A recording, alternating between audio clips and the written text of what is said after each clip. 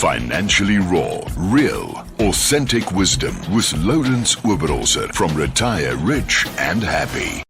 Good morning, everyone, and welcome to our first broadcast of Financially Raw. RAW standing for Real Authentic Wisdom. We are going to talk a lot on this show.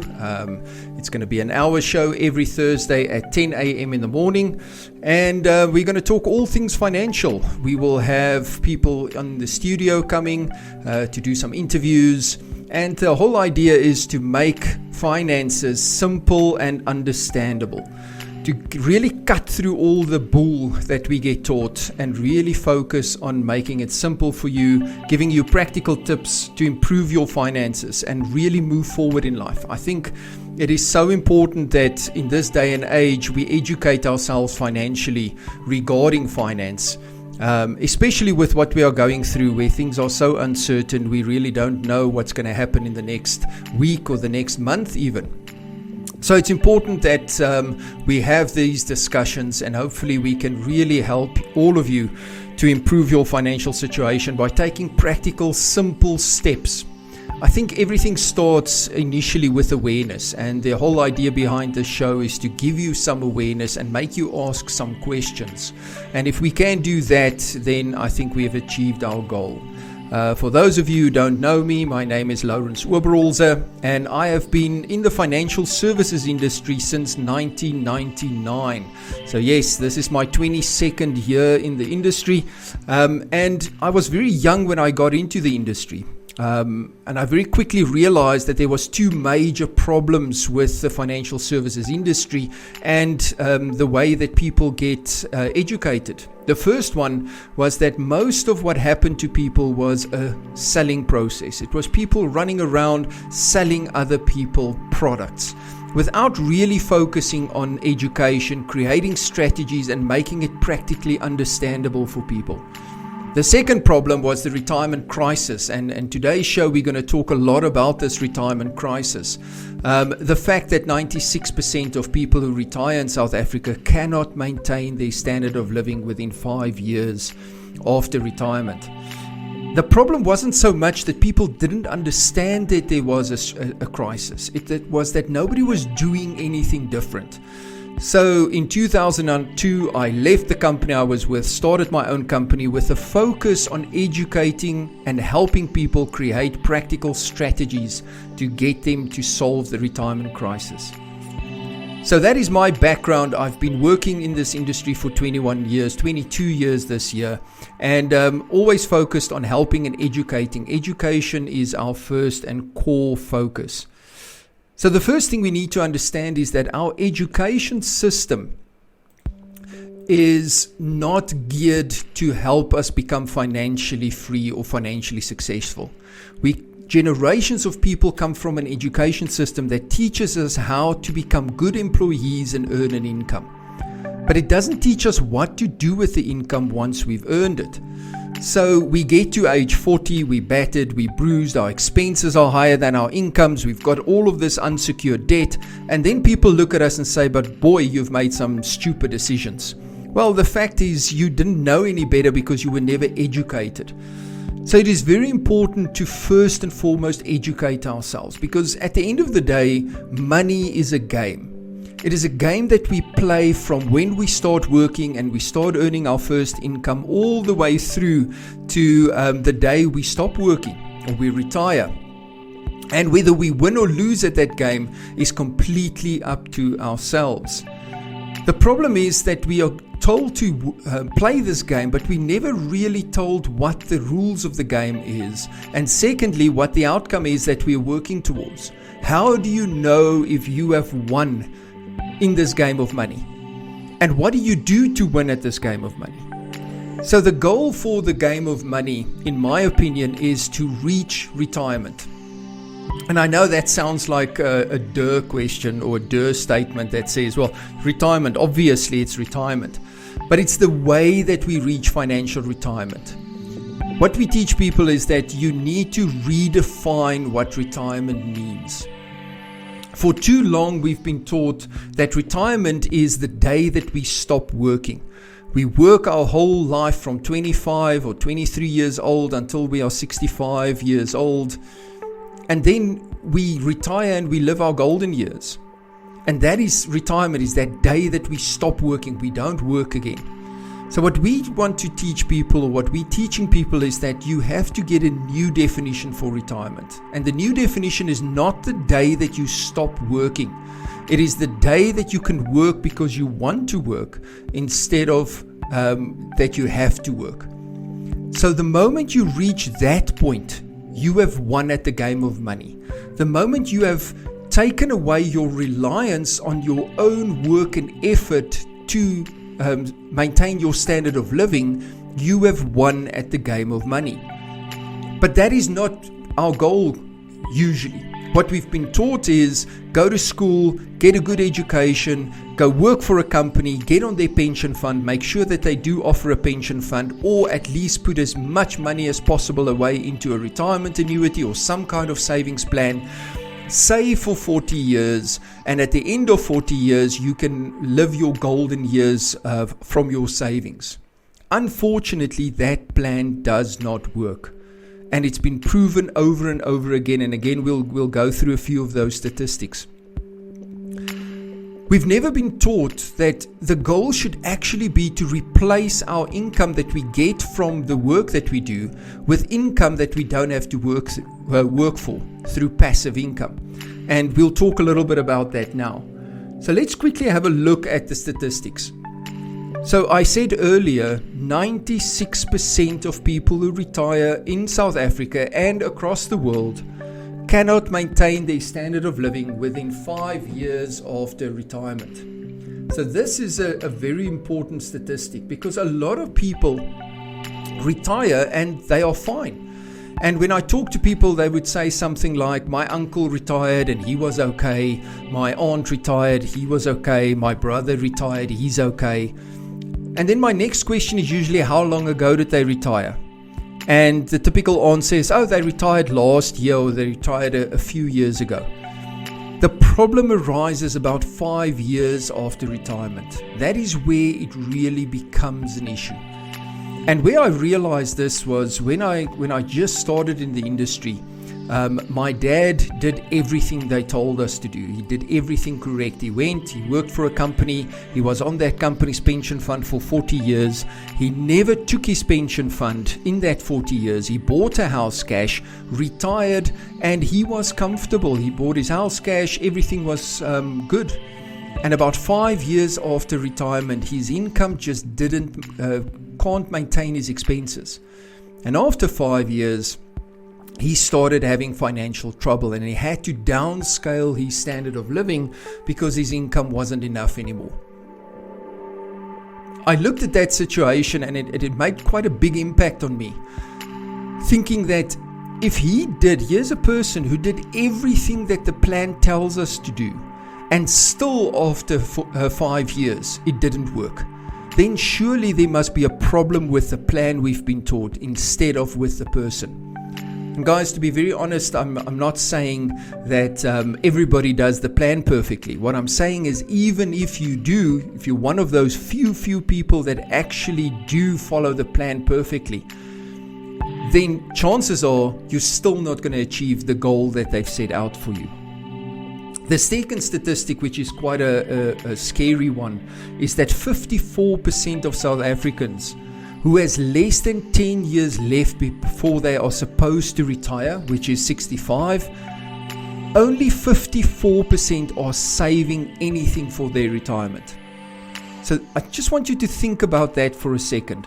Almost half of the people who have less than a decade left to work are saving anything. We're not saying saving enough. We're saying saving anything for retirement. And if that doesn't scare you, I don't know what will. A third statistic, and I don't want to bore you with all the statistics, but 41% of people who are employed in South Africa have no retirement provision. So that means that most people are not even saving, and this is all employees in South Africa that's earning an income. The one thing we need to understand is that if you continue doing the same thing, that everybody else has done and that everybody else tells you to do, you are going to get the same result. You can't do exactly what everybody else does that's going to take them to the 96% and expect for you to be the one person that is going to be different, that is going to get a different result. I think all of us have heard that saying, the definition of insanity. It's doing the same thing and expecting a different result. So I want to drop some truths on you and things that I really want you to think about as you're driving or as you're sitting at the office, because this is the reality, and if we don't understand this reality, we're never going to change it. The first thing is you need to understand that your pension fund at work will not help you achieve a comfortable retirement. Your pension fund at work is not going to get you there. I'm not saying don't have a pension fund, but what I am saying is understand the limitations of that pension fund. Don't think that that pension fund is going to be the solution. Your retirement annuities will not help you reach a comfortable retirement. It's going to make a difference, but it's not going to solve the problem. And your savings won't save you either. You will have to save yourself. You will have to look at things differently than what other people are doing around you if you want to be part of the 4% and not part of the 96%. One thing you have to understand as well is it is not your financial advisor or broker's responsibility to make sure that you can retire comfortably. It is not the insurance company's responsibility to make sure that you retire comfortably. I see so many people that a financial advisor comes to see them and they tell the financial advisor, I don't want to understand what's happening with these things. You just do what you need to do. I trust you. And then they sign a form. The financial institution comes, takes money out of their account every month, and they just hope that something will happen. So what is important, what you need to understand is that at the end of the day, it is your responsibility. You will have to make a change and do something to get yourself to retirement. So on that note, and when we come back, we're going to talk a little bit about solutions to these problems so that we're not all just talking about the negatives. We're going to talk a little bit about solutions. So the first thing you need to really focus on is to stop being a passive investor and to start becoming an active investor. So what do we mean with passive investor? Like I said before the break, what typically happens with people is a financial advisor, a broker, they come and see them, they sell them a product, the guy signs on the dotted line, and then every month the insurance company, the financial institution comes, takes money out of their account, and the person just hopes that they do something with that money. And most of the time when they get to retirement, what they expected was going to happen and what actually happens is two completely different scenarios. And then they get upset with the financial advisor or they get upset with the insurance company because they don't have enough money to retire. That is what we call a passive investor. If you want to be successful in your finances, if you want to reach financial retirement, you need to become actively involved in your financial future. That doesn't mean you have to study to become a financial advisor. It means that you have to educate yourself so that you can make more informed decisions. Saying all of this, it doesn't mean that the advice that the financial advisor or the broker is giving people is the wrong advice. We're not saying that the people are running around giving clients the wrong advice. It is that it's incomplete advice. The reason it is incomplete is because it is only focused on one type of asset, and that is what we call capital assets. The typical retirement plan is all focused on saving a huge capital amount in some kind of an investment. Then when you retire, investing that into a different investment that will generate a monthly income. So you convert that capital that you've now saved, the money, into something that generates an income. The problem is that is incomplete. How I explain this to people, and if you guys are sitting at the office or driving around, just picture this in your head. If you are building a wall, and that wall is your retirement, savings are some of the bricks that you use to build the wall. It is not the wall. The problem is we've been taught that savings, putting money into an RA, putting money into an endowment, putting money into unit trusts, those are the solution. That is the wall. But it is not the wall.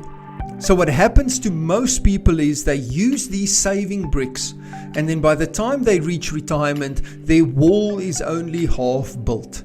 And then they don't understand why their plan didn't work.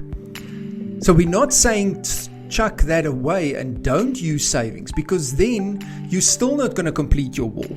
So savings has a part to play in your whole strategy, but it is not the whole strategy. There's other bricks that you need to build your wall.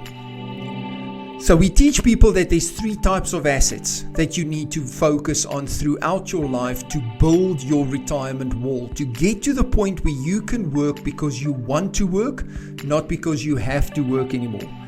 And those 3 types of assets is first and foremost business assets. Business assets are assets that generate multiple sources of income, or MSI. So one thing you have to realize is that just having one source of income, the income you get from your primary business or the income you get from your job, is not going to create freedom, because that income is used to fund your lifestyle. That's why we call it lifestyle income. That income from your primary source of income, your job, your business, is what we call lifestyle income, because that is used to fund your lifestyle, pay for the house, the car, the clothing, the school fees, the medical aid, all of those kind of things. The mistake that is made is that we are taught that if we only save enough of our lifestyle income, that income will eventually create freedom. And unfortunately, that doesn't work. Your lifestyle income cannot create freedom. To create freedom, you have to create multiple sources of income, or MSI, and those incomes need to be defined as your freedom income. That is the income that you're going to use to create assets so that you can become free. So what we teach people is that you have to define every source of income that comes into your portfolio, whether that income is going to be lifestyle income or whether it's going to be freedom income. And if it is freedom income, it does something completely different from your lifestyle income. So the first asset that you need to focus on developing is business assets, which creates multiple sources of income. And now you're saying to yourself, but I'm not a business owner, I'm not an entrepreneur. Well, to be honest, you actually are a business owner. But currently you are the owner of a business of one. You work for yourself. You do not work for the company that employs you. You do not work for the business that pays you. You work for yourself. You are actually a business. You have certain skills. You have time to your disposal, and you sell those skills and that time to a company for the efforts that you put in. That makes you the business owner, and it makes you the product. So you are a business, and you must start looking at your personal finance as if it is a business. So once you understand that you are actually a business, to do self-development and improve your skills actually becomes a completely different goal to do that, because you're improving your business. Secondly, to then start thinking about multiple sources of income through other business assets becomes much easier to get your head around, because you are already a business. The second asset you want to invest in or want to use is what we then call capital assets. So the freedom income that you create, that is the income that you have over and above the income you need to fund your lifestyle. That income gets placed in an investment to create a capital asset. So it builds up capital in a place where you can have access to that capital. That builds up a capital asset. But the difference is that we don't use that capital in the typical plan where you save that capital for 40 years and hope the capital will give you enough income. All you do is you build capital so that that capital can be moved into the third asset, which is a fixed asset or an income generating asset.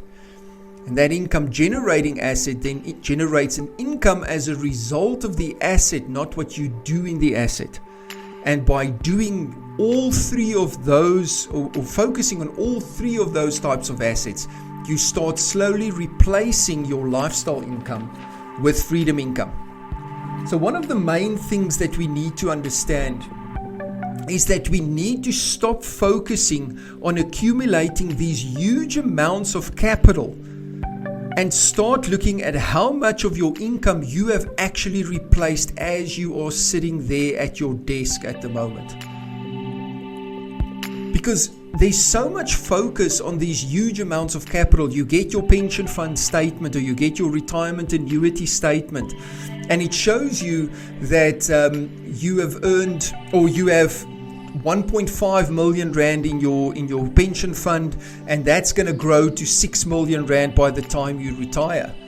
And you see this 6 million rand, but it's so abstract. How do you know if that 6 million is actually going to be enough? Is it going to be too much?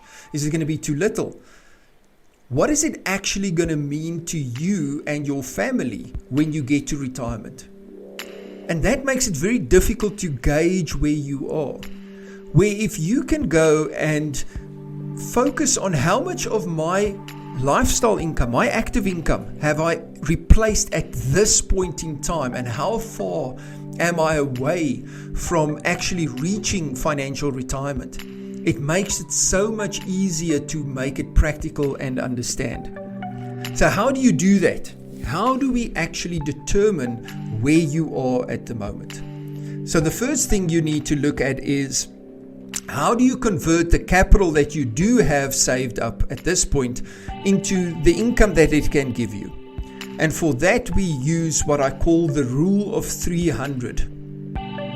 This is one thing that happens so many times, is people tend to overestimate the value of capital. This is typically how people's calculation goes in their head. They say, well, I'm going to get 3 million rand from my pension fund.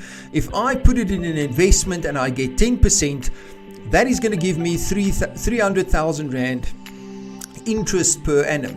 300,000 rand interest is 25,000 rand per month. I'll be okay with 25,000 rand a month. I will be fine. The problem is that 300 or that 3 million at 10% can never generate more than 25,000 rand in interest. So next year, you don't need 25,000 anymore. You now need 27,500 rand. But the capital isn't enough to generate 27,500 rand a month. So what happens? The balance gets taken out of the capital, because now we have to use more of the money than the capital can actually generate. That means the capital becomes a little bit less. But the year after that, you need more income, but you have less capital, which means you have to take a little bit more of that capital to sustain your standard of living. And this continues over time, and usually about 5 years after retirement, people realize that they are in what I call the death spiral. And the death spiral is where they take too much of the capital every month, which gives them less capital, which means they have to take more capital, and then they get into that spiral where the capital becomes less and less and less until there's nothing left. The scary part of that is people don't actually realize that they're in the death spiral before it's too late, because once you realize you are in the death spiral, the chances that you're going to reverse that and move out of it is very, very slim. So how do we really determine what the value of capital is? How much income can a certain amount of capital generate sustainably over time? And that is where the rule of 300 comes in. So the first thing you need to do is, if you want to use the rule of 300, is you take your capital amount and you divide it by 300. And that will give you what the approximate income is that capital will be able to generate for you. So if we look at the 3 million example, 3 million divided by 300 will give you 10,000 Rand a month. So from a 3 million capital investment, you will be able to sustainably generate approximately 10,000 Rand a month, growing with inflation every year. So if you now go to your pension fund, you look at your investments, you look at your retirement annuities, you look at your pension fund, you then sit and you look at the value. Let's say that total pension fund of yours has an amount of 1.5 million Rand in. Divide that by 300 and that will tell you how much income you have already replaced from your active income.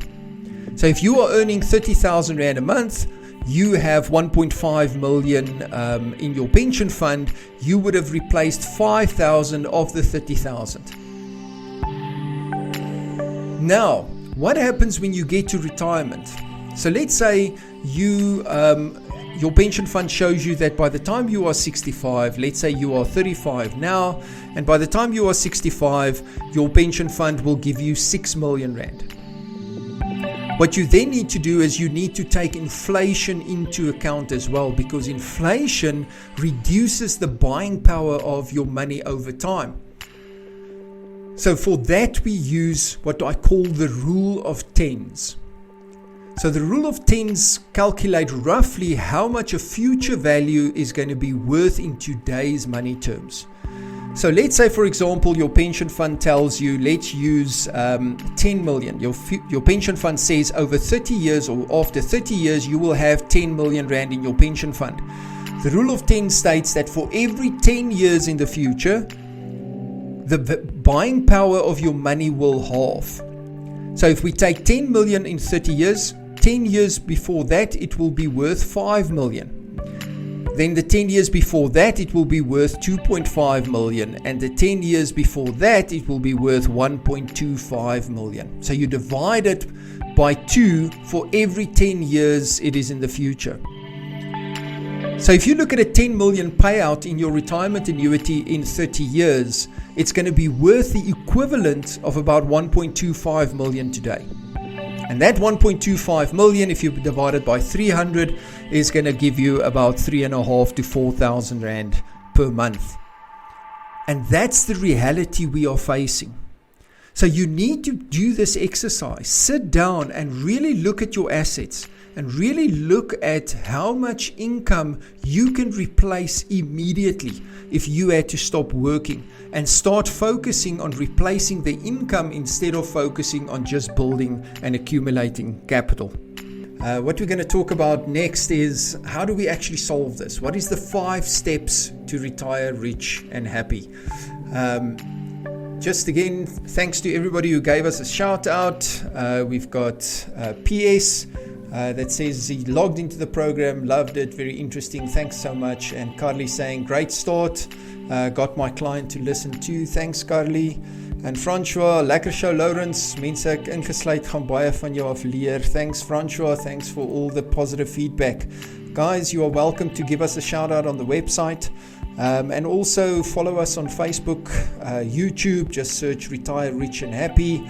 And you are welcome to go to our website as well if you want some more information, retirerichandhappy.co.za. So in 2002, I started the company, did a lot of research in 2001 and 2000 and 2001.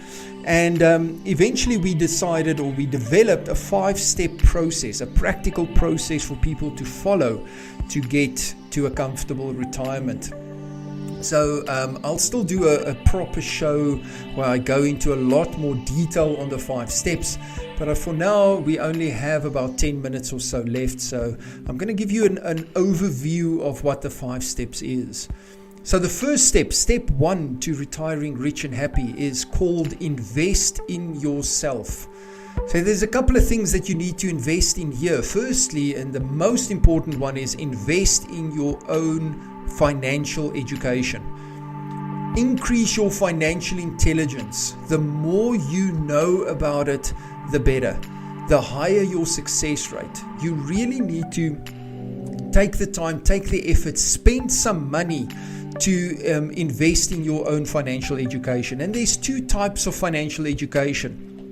There is the theoretical education, where go and get some books. I mean, guys, we are living in an era where we have the most access to information than ever before in the history of the world. You can literally go onto YouTube and get free information on any topic. We really have no excuse to say, I don't know how, or I don't know how this works. There's no excuse for that, because for the first time in history, you can get access to know-how within seconds. The second thing you need to invest in your education part is practical education. We highly suggest that you get a mentor, somebody who's already successful, somebody who already knows how these things work, to mentor you. Preferably get yourself a financial coach, somebody who's gone through this process and will be able to teach you. One of the biggest mistakes we make is we take financial advice from people who don't or aren't financially successful.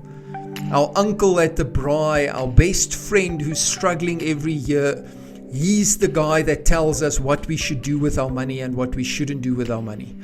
Stop listening to people about your finances that can't show financial success themselves. So find yourself a mentor, find yourself somebody who's already shown financial success, and listen to them and follow their instructions and get them to coach you. The other things you want to focus on in step 1 is focusing on your financial cash flow. Focusing on cash flow management and making sure that you first take control of your personal financial situation before you start focusing on earning more money. The problem we have is that most people look at their salaries and look at their income, and the first thing is they say, I don't think I'm earning enough. So they then try and solve their financial problems by earning more money, either by going for the next promotion or going for the next raise or starting a part-time business or a second part-time business, because they think if they can get more money in, it will solve their financial problems. The reality is, though, that it is very seldom an income problem. Most often it's a financial management and expense problem. So if you try and solve this problem by just adding more income to the portfolio, all that's going to happen is the expenses will expand, and very soon that money is not extra money anymore. It's just more money that pays for expenses. So you haven't created any freedom. All you've done is you've increased or made your prison a little bit bigger, but you're still going to be in prison. So the first thing you need to focus on is take complete control over your expenses. Make sure that the income you have at the moment is enough for you to have a positive cash flow at the end of the month. Again, going back to my previous statement, you need to start looking at your finances as if you were a business.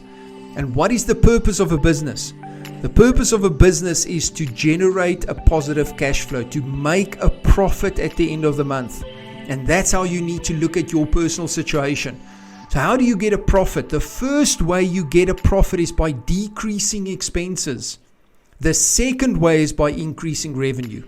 So you first have to take control and decrease expenses. And I hear so many people that say, yeah, but you cannot survive on my income. There's no way I can have a positive cash flow. My question to them is, do you think there are other people that earn the same as you that survive every month and still have a positive cash flow? And I promise you there are people in the world who survives on half of the income that you are earning at the moment, and they can make it work. So therefore, it is not an income problem. It is a financial management and expense problem. You need to look at that side to fix it. So that is about investing in yourself. Make sure that you invest in your education, take control of your cash flow, make sure you have a positive cash flow. And the last thing under invest in yourself is get rid of your unsecured debt. Unsecured debt meaning consumer debt, your credit cards, your personal loans, your overdrafts. Get rid of those debt. Those are the most expensive debt where you pay the highest amount of interest. We call that moving your zero back to zero. We see so many people, they are putting away 4,000 or 5,000 Rand a month into retirement annuities that are giving them 4% or 5% return on their investment. But on the other side, they are paying 6,000 Rand a month on consumer debt, credit cards, personal loans, overdrafts, where they are paying a guaranteed 18, 20, 22% interest. Guys, it doesn't make sense. Why earn 4% or 5% while you are paying 22%? First, get rid of that unsecured debt, create that positive cash flow, then start building an asset, then start investing that positive cash flow, because then you don't just have 4,000 to invest, you have the 4,000 plus the 6,000 that you were paying into debt, which gives you 10,000 Rand cash flow that you can start putting towards building assets. The second step, so the first step, invest in yourself. The second step, minimize your risk. It doesn't matter what plan you have in place. You can have the greatest plan, cash flow management plan, investment plan, building towards a fantastic future. If something happens to you that stops you from earning that income, something happens to your loved one that costs huge amounts of money, that whole plan of yours falls apart if you don't look at your risk. You have to minimize your risk. You need to make sure that doesn't matter what happens to you, your life and your dependents' lives can stay the same or can be maintained in the same way that you were used to. You do that by focusing on your needs first. What needs to happen if one of these eventualities occur? So what typically happens is the insurance industry, again, it's incentivized to sell products. So the focus is a lot of the time on beating what you've got at the moment. So a financial advisor, a broker will sit with you and they will typically say to you, listen, you've got 3 million life cover with company A. We're going to give you 3.2 million life cover with company B for the same premium. And then you get this bell and this whistle. The problem is, why do you have 3.2 million life cover? Is it enough? Is it too much? Is it too little? What does it actually do? So your focus when you create a risk management plan is to start with what do you need, not what have you got. And only once you've determined exactly what it is that you need, you then start building a risk management plan that does exactly that. No more, no less. Because you want to spend as little money as possible on this step. We call this what if money. This is money that you're paying a third party for in case something happens to you. It doesn't create an asset. It doesn't build a cash reserve unless one of those eventualities that is insured happens. I don't care what these insurance companies and the marketing guys try and sell people on bonuses and paybacks and all of that. It's your own money that they are just paying back to you. So you want to spend as little money as possible so that you have as much money as possible moving forward in your process. So go and have a look at your risk cover that you have at the moment, your medical aid, your short-term insurance, your life cover, your disability cover. Go look at these things. And ask yourself, why do I have that? What is the need that this is actually covering? And only once you've determined what that need is, then do you know if it's a correct expense or not. If you're not sure, you are welcome to contact us, and one of our risk specialists can help you to make sense out of these figures, focusing on what your needs are first. The next step is to become an entrepreneur. That is step 3. So remember I said if you want to improve your financial situation, there's 2 steps. The first one is reduce your expenses. The second one is increase revenue. But you don't increase revenue until you've taken control of your expenses. But a lot of people think becoming an entrepreneur is quitting their day job and starting a business. Taking their package at work or their pension fund and buying a franchise. That is not what becoming an entrepreneur means. Becoming an entrepreneur is creating multiple sources of income through developing business assets. Most people who become entrepreneurs, firstly, do it at completely the wrong time. And I was one of them. So I'm talking from experience. People start a business, they become an entrepreneur when they need the money. That is the worst time, the most difficult time to start a business.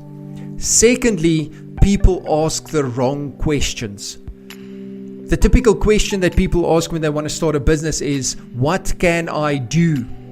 And then they build a business around what they can do, which becomes a doing business or a transactional business. And the moment you build a business that is transactional, you limit yourself immediately. Because you will only get paid for what you do, and there's a limit to what you can do and a limit to the time that you have available. So what you want to do is create a transformational business. And a transformational business, the question that you ask there is not what can I do, it is what can I teach others to do? And through their efforts, start earning leveraged income for myself. So the purpose of that becoming an entrepreneur is to start creating freedom income streams. And that freedom income does not go and become part of your lifestyle income. That freedom income gets placed and parked somewhere else. We call that your free bucks account. That is a flexible investment account that you want to set up where you can go park the money until you've built a capital investment. Once that capital investment reaches a certain level, you then go to step 4 of the process, which is called invest in income generating assets. So what is an income generating asset? It's an asset that generates an income as a result of the asset, not what you do in the asset. The most well-known of those is property, but that's not the only one by a long shot. The purpose of that is to generate a positive cash flow. That cash flow is then in turn defined as freedom income, which again goes back into your free bucks account, which now starts building a capital asset faster, and you then wash, rinse, repeat. We call it creating a generational wealth spiral, where capital generates an asset, the asset creates more income, the income creates more capital, that capital gets another asset which creates more income, and so you start building that spiral. So step 1 to step 4 is all about retiring rich. Whatever rich means to you, and we specifically use that word because it's such a subjective word. Step 5 is about retiring happy. Just having money, just having financial freedom doesn't necessarily give you happiness. What gives you happiness is step 5, pay it forward. Make a contribution to somebody else's success. Do something to uplift somebody else. And not just financial in general, but teach people what you've been taught. Share your experience, because that is where true happiness and true contentment comes from, by helping other people. What that also does is it closes the circle, because if through your experience you can help other people to start investing in themselves, the whole process starts again, and we can make a difference in millions of people's lives. Guys, that is my story for today. I really appreciate all of you visiting with me and allowing me to share some of my thoughts. You are welcome to give us some shout outs on the website. You are welcome to follow us on Facebook. Just search Retire Rich and Happy. YouTube, Retire Rich and Happy, and then our website, retirerichandhappy.co.za. Financially raw, real, authentic wisdom with Lourens Oberholzer from Retire Rich and Happy.